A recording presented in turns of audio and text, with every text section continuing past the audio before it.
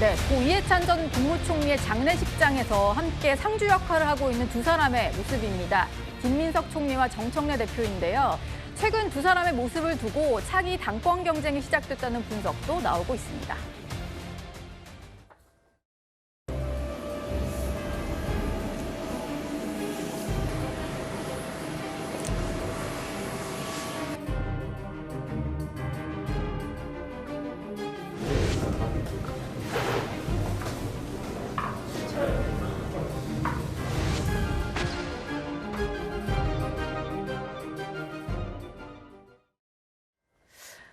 공교롭게도 저렇게 세 사람의 모습이 한 곳에 잡히다 보니까 여권 잠룡들이 지금 이해찬 전 총리 빈소에 다 모였다 이런 얘기도 좀 나오는 상황인 것 같은데요. 이거는 장윤미 대변인께 좀 여쭤보겠습니다. 저희가 해석을 그렇게 하는지 모르겠습니다만 뭐 차기 당권 경쟁일 수도 있을 것 같고 대권 경쟁일 수도 있을 것 같은 장면이 좀 펼쳐지고 있거든요. 이건 좀 민주당 내에서는 어떻게 보고 계신가요? 저도 오늘 이 장면의 맞은편 자리에서 이제 빈소를 지켰었는데 이게 당직으로 해서 빈소에 계시다 오셨군요. 예, 그래서 이 장면과 관련해서는 이게 기본적으로 사회장이지 않습니까? 가족장이 아니라 그러니까 민주당 그리고 정부 다 뭐 직원분들도 나와가지고 같이 애를 써주셨는데 이제 민주당에서는 당연하지만 당대표인 정청래 대표가 그 자리에 함께 하신 거고 또 김민석 총리도 뭐 당연히 고인과의 여러 인연이 있기도 하시지만 또 대학 후배이기도 하시고요. 이런 부분과 관련해서 자리를 한 부분이고 조국 혁신당은 이게 지금 민주당은 아니지만 그러니까 여당은 아니지만 그리고 고인이 몸담으셨던 정당은 아니지만 그 뜻을 기리고 싶다라고 해서 의사타전을 해서 오늘 조국 대표가 또 이 상주 역할을 했던 부분이거든요. 그러니까 그 이상도 이하도 당연하지만 고인을 기리는 자리이기 때문에 어떤 이런 의도적인 자리가 만들어졌거나 연출됐거나 아니면 그 자리에서 신경전이 벌어졌거나 아니면 정치적 함의가 있을 수 있는 대화가 오갔거나 이런 분위기는 이제 전혀 아니었습니다.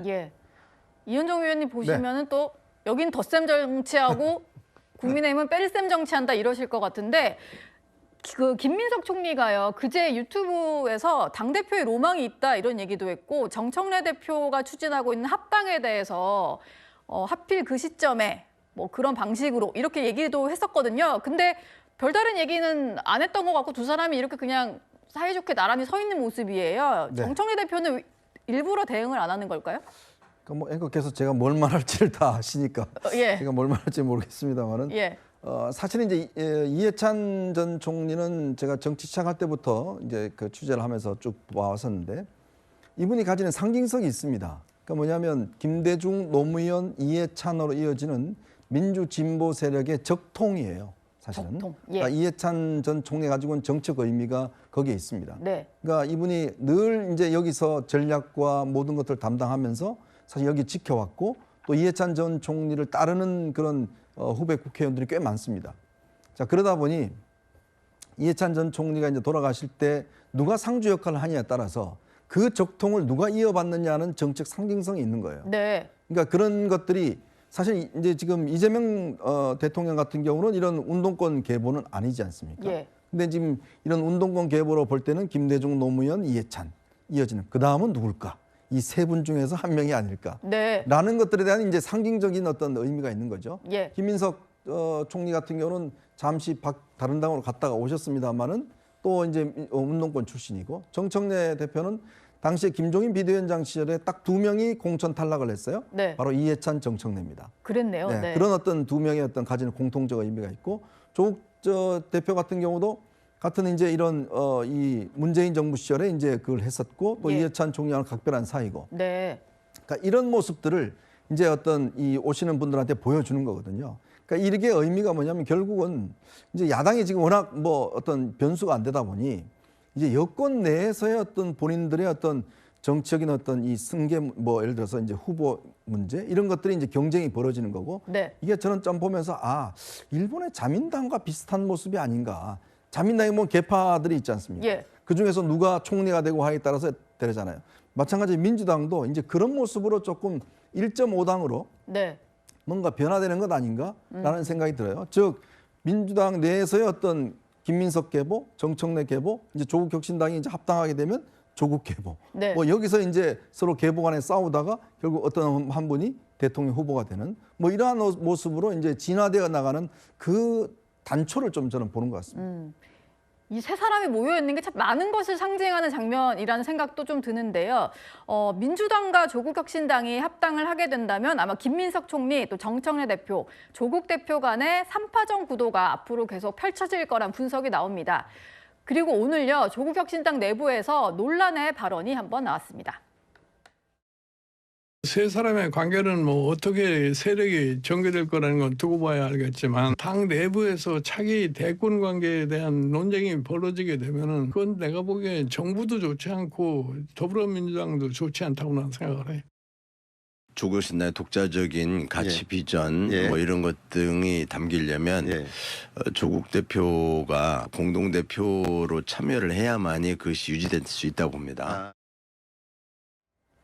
예, 황운하 의원이 조국 공동대표를 언급했다가 당에서 이제 경고 조치를 받는 일이 벌어졌는데요. 최진문 교수님, 부적절한 발언이다. 조국 대표까지 나서서 경고를 한 것 같아요. 근데 이 발언 좀 어떻게 들으셨나요? 왜냐하면 저 발언이 민주당 지지자들 입장에서는 합당을 반대하는 단초를 제공할 수 있습니다. 예. 그러니까 지금 현재 조국혁신당 대표를 합당하면 같이 공동대표를 해야 된다. 이거는 조금 받아들이기 어려운 부분이 있어요. 민주당에서는. 네. 왜냐하면 이제 규모로 보면 뭐 지금 민주당이 갖고 있는 의석수와 조국혁신당이 갖고 있는 의석수가 다르잖아요. 예. 그리고 그런 부분에서 본다고 하면 당장 합당하면 무조건 당대당 통합이 돼서 두 사람이 공동대표를 맡는 형식으로 가야 된다 이렇게 얘기하는 걸 민주당에서 받아들이기 어렵습니다. 그거는.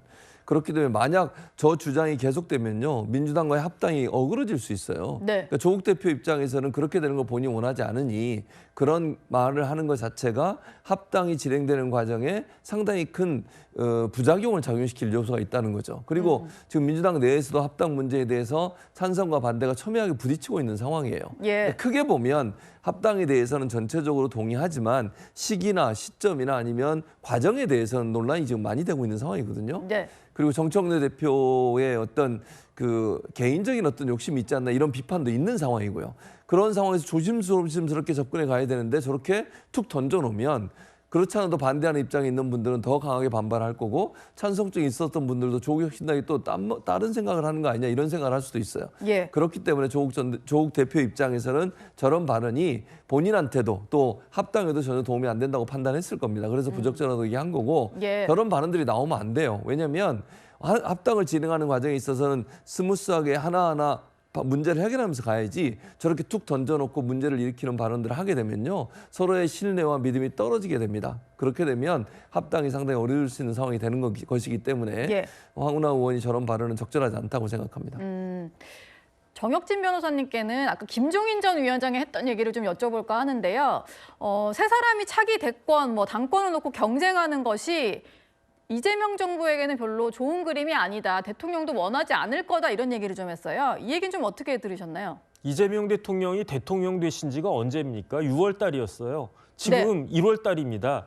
저는 지금까지 이런 정권 본 적이 없어요. 왜냐하면 대통령 임기가 적어도 절반이나 한 3년 정도 지나가가지고 한 3년 차, 한 3년 6개월 정도 지나면 그때부터 이제 그 차기 이야기 나오고 뭐 레임덕 이야기도 나오고 그런 거 아니었겠습니까? 예. 그런데 지금 한 7개월, 8개월도 안 됐는데 벌써 7, 8개월이 뭡니까? 한 3, 4개월 지났을 때부터 당대표가 대통령 말도 잘 안 듣는 것 같고 계속 이런 일들이 벌어지고 있는데 심지어 급기야 한 명도 아니고 3명이서 벌써부터 경쟁을 한다. 이거는 뭐 레임덕이 있을 때나 있을 그 생각할 수 있었던 일들이 지금 벌써부터 벌어진다라고 하는 거니까 제가 대통령이라고 하더라도 굉장히 심기가 불편할 것이다 그런 생각이 들고요. 예. 그렇다라고 하면 지금 아무리 차기에 대해서 생각이 꿈이 있고 정치적인 야망이 있다고 하더라도 적어도 대통령 임기가 2년 정도 지날 때까지는 자제해야 되는 거 아니겠습니까? 저는 지금 상황이 굉장히 이례적인 상황이라고 생각이 되고요. 예. 그다음에 정치 한 7단쯤 된다라고 생각되는 김종인 전 그 비대위원장 같은 분들도 아마 이런 현상은 처음 봤을 것이다. 저는 그런 생각 듭니다. 뭐 아직 대권은 좀 이르고 당권 경쟁이 벌써 시작된 거 아닌가 이런 생각은 좀 드는데요. 오늘의 3위로 만나봤습니다. 오늘의 2위까지 확인을 한번 해봤습니다. 이번에는 시청자 여러분들이 보내주신 댓글을 확인할 시간인데요. 오늘의 첫 번째 댓글입니다. 삼성가가 국위 선양 중이다. 네, 그러게요. 삼성가가 정재계 인사들을 모두 모아서 민간 외교관 역할까지 하고 있네요. 다음 댓글입니다. 영부인 영화 출연료가 400억. 정말 억소리 나네. 멜라니아 여사 얘기였고요. 젠슨 왕을 알아보기엔 중국 대륙은 너무 컸다. 그런가요? 일단 제대로 봤으면 알아보지 않았을까라는 생각도 좀 듭니다. 뺄셈 덧셈 잘해야 정답이 나오는데 이현종 위원님 말씀을 듣고 댓글 남겨주셨고요. 마지막 댓글입니다. 누가 악성 부채고 누가 고슴도치인가? 조광한 최고위원의 말씀에 대해서 조금 불만이 있으신 댓글 같습니다. 오늘의 댓글까지 확인해봤고요.